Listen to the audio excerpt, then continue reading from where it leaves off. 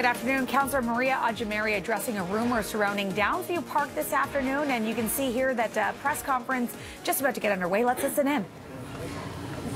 Thank you, everyone, for your attendance here today. The most important thing that I'd like to say is that Downsview Park should not be for sale. This park that you see behind me is the last remaining large space in Toronto made up of mature woodlots, open green space, recreational areas, and most of it has massive potential. However, it seems that the federal government, all it sees here is dollar signs. Downsview Park is home to a surrounding community that has been virtually ignored by the federal government and betrayed by short-sighted OMB, Ontario Municipal Board decisions, who helped them sell this land. Downsview is at the center of Toronto, and as the center moves northward, we should see Downsview as a place of reprieve and recreation. Like a central park for Toronto, Downsview Park deserves a vision, and Downsview Park does not deserve the misdirection, indecision, and secret schemes which it has gotten by the federal government. It is time to give Downsview Park to the City of Toronto. The federal government should have no role in Downsview Park. Since the shutdown of the military base and the ongoing decommissioning of the Department of National Defence lands, the federal government should not be involved in our park any longer. I say give the land back to the people. When Downsview lands was shut down, when the military base was shut down, it took with it $365 million from the local economy. Local mom-and-pop stores were forced to close, and Wilson Avenue, the strip from Keele to Dufferin, was turned into a wasteland. That's what happens when you dispossess and move out the military personnel. But real people are left living in Downsview now, and they deserve a place of recreation for their children and their children's children. Toronto residents will soon be able to access this park via a subway. This is the subway that I voted for 26 years ago, by the way. That's how long it takes to deliver a subway to a community when you have the funding. 3 decades. If anyone tells you any different, they're lying. So I'm saying to the federal government today, stop selling our parkland.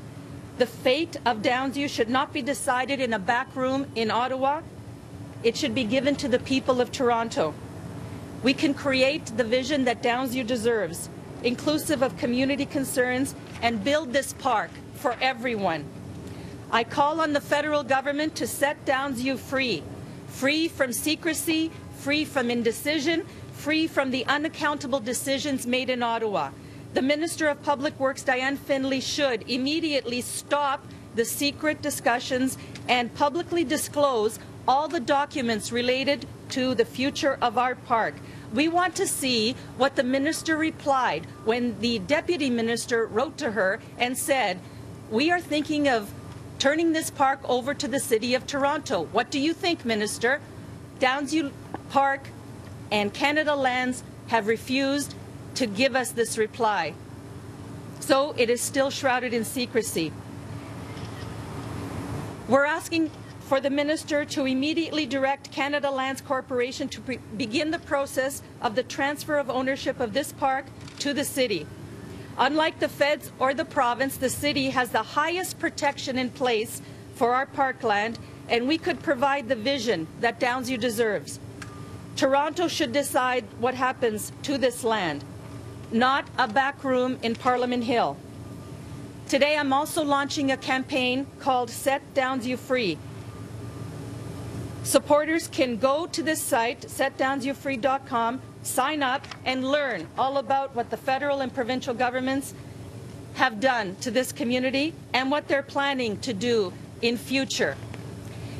You've seen that the Toronto Star printed something a few days ago showing that they applied for Freedom of Information documents, and only through FOI were they able to come to the realization that the certainty of the park was in peril and that there were options, for example, to give the land over to the municipal government. What we found out now is another leak. Today we learn that Canada Lands has been asking if the city is prepared to revisit the official plan passed at the Ontario Municipal Board. This means, given the mandate that the CLC has, that is, it is the real estate arm of the federal government, Downsview residents are quite concerned that they will try to reopen the official plan and bump up the densities. They already have permission for 10,000 units, 25,000 new people here on this land. How much more does their greed call for? David, would you like to say a few words? Thank you, Councillor. I'm here as not only mayoral candidate, but former chair of Downsview Park, the board. And I want to say and affirm that the mandate of Park Downsview Park has always been more than a real estate transaction.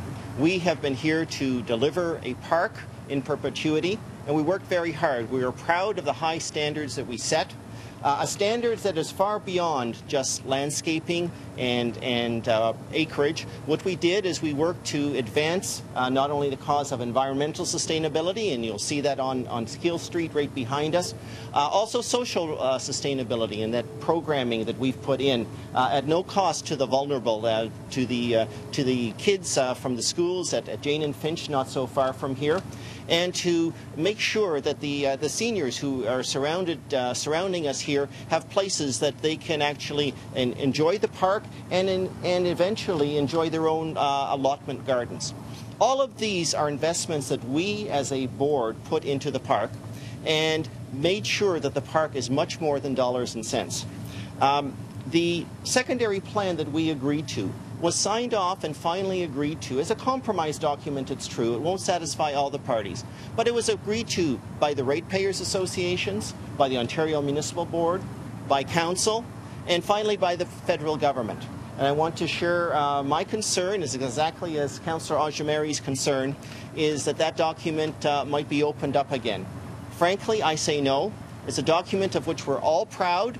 It sets out a very high standard, yet a standard at which the park is financially self-sufficient. So I say the document that we have put forward is a document that we should be proud of and we should move forward together on. Thank you very much. Maria, if you would, a portion of this is already done. We're standing on lands that has been handed over to developers, possibly on David's watch. Why do you think that something like this doesn't go ahead and all of a sudden we're going to hand it back to the city and this doesn't?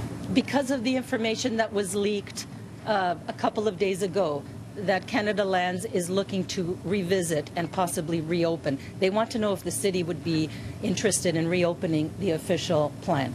But are you opposed to the existing plan for the 10,000? Yes, the community, yes. To a man, to a woman, to a child, the community is totally opposed to building on their land. It's akin to High Park being built on. This is Downsview's High Park. It's over 300 acres that they want to build apartments on, and we're saying you don't do it to High Park. Why do you do it to Downsview? What's the difference? How can the city possibly manage this kind of land? Well, Is there resources available to be able to take this land on? Why don't you say that about High Park? What makes us different? Really? You already lost that fight, Maria. You've been out for years and years and years saying the same message. We lost the leaked information that they want to reopen the official plan. That's new today. How did you get that information, or where did that come out? We were not able to say how we got that information. I'm sorry. Can we see the memo, or is that private stuff? It was the first memo was received through Freedom of Information request, and I believe the only people who have it are the people at the Toronto Star. So you're starting a petition. What kind of action are you taking to try to reverse whatever direction that you think this government's going in? The federal government is not in a very popular position right now politically. I think that if the federal government were to revisit the plan, as someone from Downsview Lands has informed me, then I think that the community would rejoice at the fact that this particular acreage around here, the Stanley Green community, may be visited with 1,500 townhomes and apartments, but that the rest of the 300 acres will be left alone and allowed to keep its woodlot, allowed to keep its parkland designation. So what are you planning to do, though, to try to make the federal government listen to you as a councillor to say, hey, I don't want this to go ahead, I don't want this corporation to look at selling? I mean, what are you going to do to this? This riding is called York Centre. It was known as the safest Liberal seat in Canada. The most popular MP lost his seat here, Ken Dryden, largely because of the Downsview Lands question.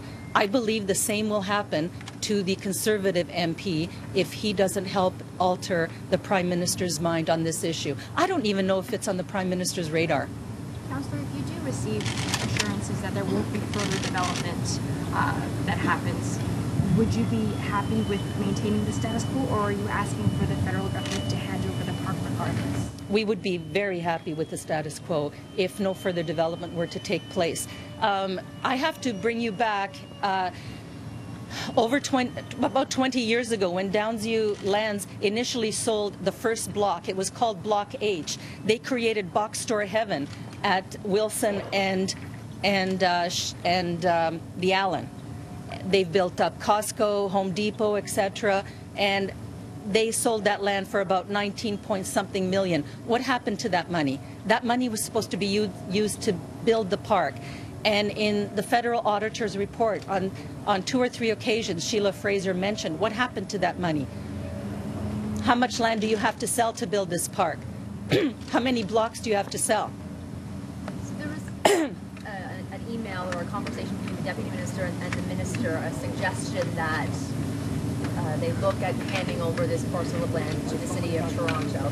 What do you know about the response? What happened with that suggestion, or where it went from there? Or we asked for excuse me. We asked for the response of the minister, and Canada Lands told us that they would not hand over the response. They would not make the response public. So much of this is shrouded in secrecy that it makes us wonder, and it concerns the community very much. So you just mentioned that the Canada Lands is thinking about reopening the debate, but you won't tell us how you know that or any other information on it. That's right. I cannot, but I imagine it will become more public this week. And didn't you think that perhaps back in 2012, when Canada Lands Company took over ownership or responsibility of this parcel of land, and given their mandate, what was coming? Yes, we were very perturbed that Canada Lands took over the mandate, because Canada Lands is the real estate arm of the federal government, only interested in dollars and cents. And that is a problem. When 20 years ago, the then Prime Minister Jean Chrétien promised that this would be Canada's first national urban park, that promise was broken. So what do you expect on the meeting, the public meeting coming up on? Just listening in to Councillor Maria Augimeri launching a campaign called Set Downsview Free. She doesn't think that the park should be for sale, and she's asking the federal government to give the park to the City of Toronto. Of course, keep it here on CP24. We'll continue to bring you the very latest.